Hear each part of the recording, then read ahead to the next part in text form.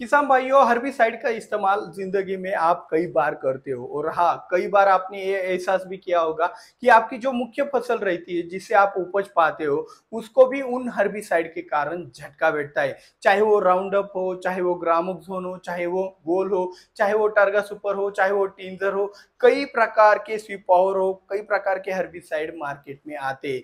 Herbicide के कारण मुख्य फसल को झटका बैठता ही है, चाहे वो सिलेक्टिव हो या फिर नॉन सिलेक्टिव हो। तो ये झटका बैठने के कारण आपका जो प्रोडक्शन है वो कम हो जाता है। कुछ दिनों के लिए आपकी फसल तनाव में रहने के कारण उसकी ग्रोथ अच्छी नहीं हो पाती है। तो वो जो स्ट्रेस है, वो जो तनाव है, उससे फसल को, मुख्य फसल को तुरंत बाहर निकालने के लिए आज के इस वीडियो के अंदर हम आपको कुछ नुस्खे बताने वाले हैं। उन नुस्खों को आप नोट डाउन करके रखिएगा जिससे आपको इमरजेंसी के हालात में वो याद आ सके। और हाँ, जाते जाते वीडियो को लाइक भी कर दीजिएगा जिससे हमें वीडियो बनाने के लिए मोटिवेशन मिलता है। तो चलिए शुरुआत करते हैं आज के इस वीडियो की। हर्बिसाइड से फसल को झटका बैठने पर हमें क्या करना चाहिए। तो हर्बिसाइड के यहाँ पे दो मुख्य प्रकार है। एक सिलेक्टिव हर्बिसाइड जिसे हम क्या कहते हैं, गोल हो गया, ऑक्सीफ्लोरोपेन आता है, ऑक्सीफ्लोरोपेन, टर्गा सुपर, इस तरीके से टिंजर हो गया। तो इस तरीके से आपके ये सिलेक्टिव हर्बिसाइड हो गए जो कि मुख्य फसल को सुरक्षित रखकर आपके अन्य खरपतवारों को नष्ट करने का कार्य करते। और दूसरा आपका नॉन सिलेक्टिव वाले खरपतवार नाशक हो गए जो कि आपकी बागवानी वाले जो फसलें होती है उनके अंदर इस्तेमाल किया जाता है। क्या होता है, आपकी मुख्य फसल के अंदर जो बीच में जो जगह होती है, उस बीच वाली जगह के अंदर बहुत सारे खरपतवार उग जाते हैं। तो उसके लिए नॉन सिलेक्टिव हर्बिसाइड का आप इस्तेमाल करते हैं, जैसे कि राउंड अप हो गया, ग्रामोक्सोन हो गया, स्वीप पावर हो गया, तो उसका इस्तेमाल आप करते हो जिससे आपको अच्छा रिजल्ट भी मिलता है। लेकिन क्या होता है, उसकी भाप हो गया या फिर जो भी आप स्प्रेइंग करते हैं, कितना भी आप उसका मतलब सावधानी से उसका स्प्रेइंग करें तो मुख्य फसल में उसकी भाप लगकर मुख्य फसल को थोड़ा बहुत तो शॉक बैठ जाता है। प्याज की फसल में भी आपने देखा होगा कि प्याज हो गया, मक्का हो गया, ऐसी फसलों के अंदर सिलेक्टिव हर्बिसाइड डालने के बाद भी वो फसल 10-12 दिनों के लिए स्ट्रेस में आ जाती है, एक शॉक में आ जाती है। तो उसको निकालने के लिए हमें क्या करना चाहिए। अभी एक पहला पॉइंट बनता है कि अगर हम हर्बिसाइड के साथ ही कुछ एंटी स्ट्रेस वाला मटेरियल ले तो कैसा रहेगा। तो यहाँ पे यह चीज गलत रहेगा। देखो यार, आप जो हर्बिसाइड डालते हो ना, हर्बिसाइड डालने के बाद आपकी फसल तनाव में जाती है। तनाव को अंग्रेजी में स्ट्रेस कहते हैं। उस स्ट्रेस को निकालने के लिए एंटी स्ट्रेस का इस्तेमाल किया जाता है। तो हर्बिसाइड के साथ ही अगर हम एंटी स्ट्रेस का इस्तेमाल करेंगे तो हमारे हर्बिसाइड का पावर कम हो जाएगा, क्योंकि एंटी स्ट्रेस हमारे खरपतवारों के ऊपर भी आने वाला है। तो अगर खरपतवारों को भी एंटी स्ट्रेस दे दिया तो वो जलेंगे कब और वो खत्म कब होगी जड़ से।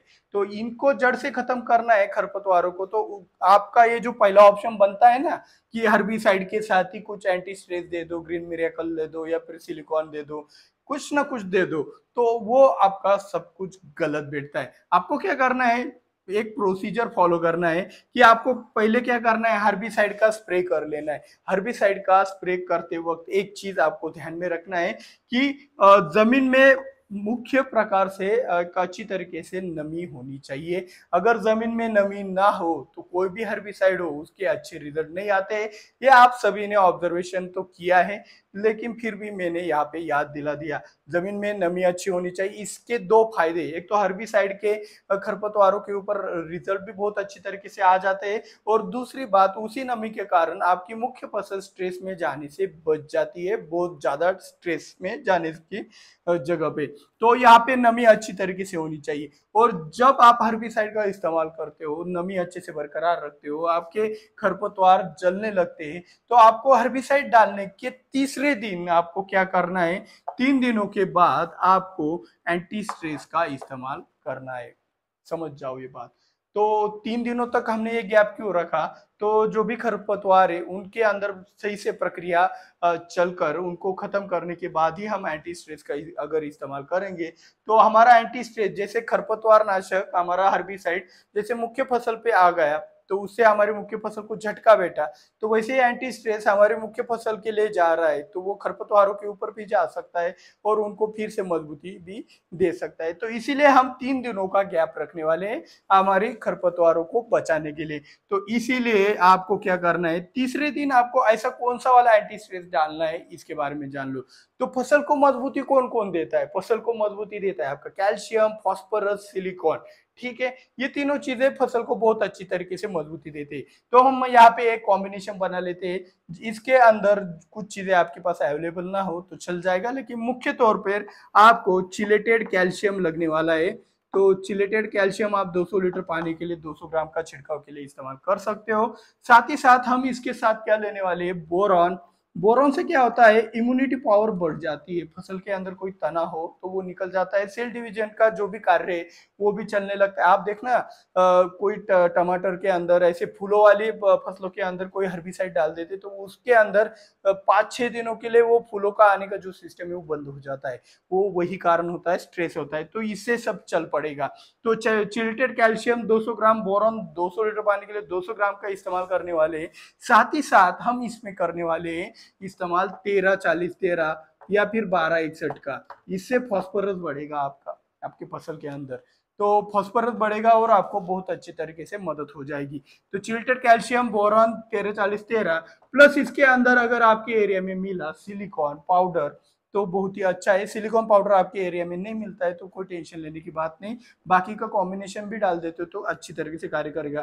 तो चिल्टेड कैल्शियम, बोरॉन 13-40-13, सिलिकॉन की जगह आप एंटी स्ट्रेस के तौर पर ग्रीन मिरेकल का भी इस्तेमाल कर सकते हैं, ये भी सस्ते में मिल जाता है, इसका भी कोई ज्यादा कॉस्टिंग नहीं है।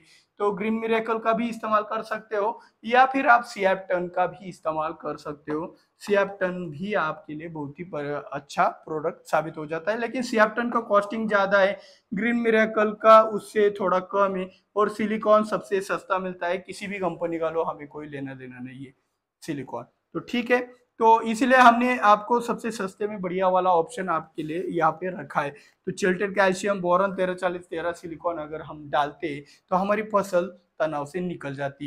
लेकिन यहाँ पे एक बात ध्यान में रखना है आपको कि प्याज जैसी फसलों के लिए आपको बोरॉन की आवश्यकता नहीं है, वहां पे फूल निकल आए आपके प्याज के अंदर तो आपका नुकसान होता है। तो ये बात ध्यान में रखना कि बोरॉन के कारण फ्लावरिंग भी बूस्ट होती है, तो अगर आपके मुख्य फसल के अंदर आपको फ्लावरिंग की आवश्यकता नहीं है तो आपको बोरॉन नहीं डालना है। एक डिस्क्लेमर था, मैंने बता दिया, आप लोगों का नुकसान नहीं होना चाहिए।